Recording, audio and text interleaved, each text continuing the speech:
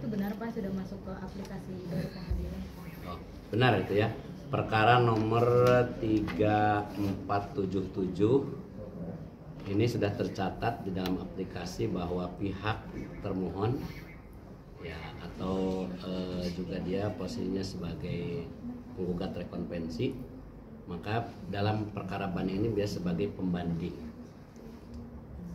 Dari pihak termohon itu telah menyampaikan permohonan banding atau pernyataan bandingnya tanggal 28 April 2025 gitu ya.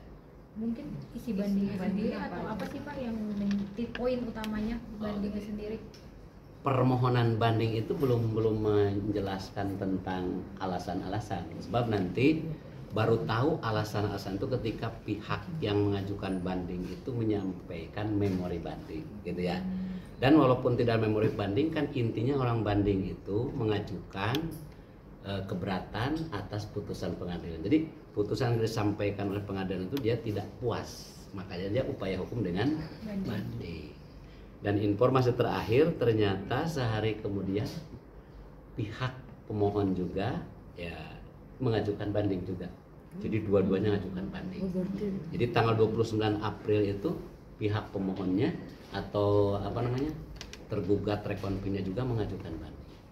Nah ini ya dua-duanya mengajukan keberatan atas putusan pengadilan.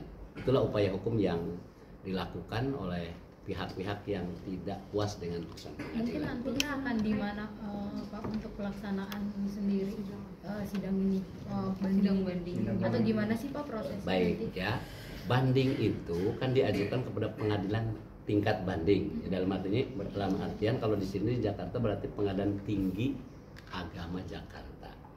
Nanti perkara itu akan diperiksa lagi ya, bahwa pengadilan tingkat pertama dan tingkat banding itu adalah peradilan judek faksi, artinya memeriksa kembali ya, memeriksa kembali dari A sampai Z itu diperiksa, nanti akan dinilai oleh putusan pengadilan tingkat pertama itu oleh pengadilan tingkat banding. Seperti itu prosesnya. Jadi nggak ada sidang lagi ya Pak di pengadilan tinggi itu? Ya sidang, ya sidang pengadilan tingkat banding itu ya namanya memeriksa.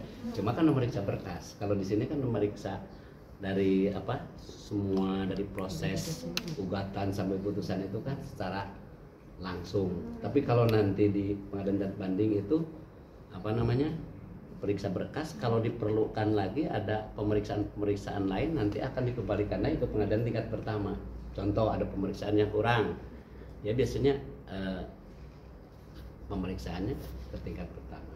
Untuk memori bandingnya dua-duanya belum masuk juga? Belum ada, baru berdaftar ya, baru daftar doang. pengajuan atau permohonan banding, namanya permohonan banding. Pak, mungkin penetapannya dari misalkan sekarang mengajukan sampai nanti adanya sidang dari PN-nya sendiri itu berapa lama? Baik, ya itu adalah prosedurnya.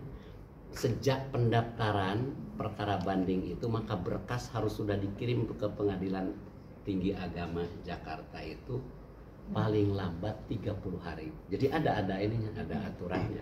Jadi dari tanggal 28 atau tanggal 29 itu masing-masing berkas itu harus sudah dikirim ke pengadilan 30 hari ya, seperti itu. Baru nanti ada penetapan jadwal untuk disidangkan. Di situ ada nanti ya. Pak, ketika nanti dimulainya persidangan banding tersebut, apakah nantinya bersifat terbuka atau tertutup Pak, sama seperti sebelumnya persidangan perceraian lainnya Pak? Kalau pemeriksaan persidangan seperti itu kan sudah ada aturannya ya. Untuk tingkat pertama, tingkat banding ada aturan itu, nanti urusannya di Pengadilan Tinggi ya Agama gitu ya, ada prosedur. Jadi saudara untuk mengetahui lebih lanjut tentang proses persidangan itu ya tentunya tidak sama antara pemeriksaan tingkat pertama dengan tingkat banding ya, seperti itu. Baik, silakan. Untuk agendanya Arya Sokar sendiri itu untuk agenda kedua itu ada apa ya Pak?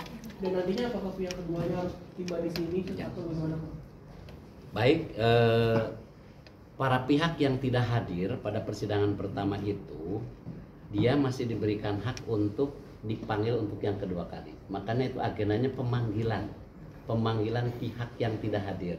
Tapi karena kebetulan juga prinsip Badan Pengawas MA, mungkin tanggapan Bapak sebagai selaku perwakilan dari dari pihak Pengadilan Agama Jakarta Selatan nanti seperti apa Pak? Baik ya, kalau apa yang dilakukan oleh para pihak apa dari akan ditirai lagi oleh pengadilan lebih tinggi gitu ya. Alasan-alasan seperti itu ya. Oke, cukup ya. Terima kasih, Pak. Ya, sama-sama. Undang-undang melindungi dan juga memberikan kebebasan. Kita lihat aja nanti ya perkembangan seperti apa, dan kalau kami istilahnya pengadilan ya, namanya kita mengetahui bahwa semua warga negara mempunyai hak ya, itu sah-sah aja, silahkan aja ya. Dan itu mungkin tentu tidak perlu dikomentari lagi karena itu sudah menjadi ranahnya lembaga peradilan gitu ya. Di situ ada komisi yudisial, kemudian ada badan pengawas. Ya itu kita lihat aja nanti, pasti akan tahu bagaimana media juga apa hasilnya gitu ya. Kenapa? Dari pihak PMA-nya ada yang meninjau ke sini atau seperti apa? Baik, tidak ada, itu kan tidak ada secara ini kepada pihak yang bersangkutan, apalagi kepada lembaga, tidak ada, itu kan langsung mereka. Ya tidak ada hubungannya dengan, kalau pengadilan agama itu sudah menjatuhkan putusan sudah selesai, seperti itu ya. Apapun yang mereka lakukan itu sudah di luar jangkauan pengadilan, seperti itu ya. Oke, makasih ya Pak.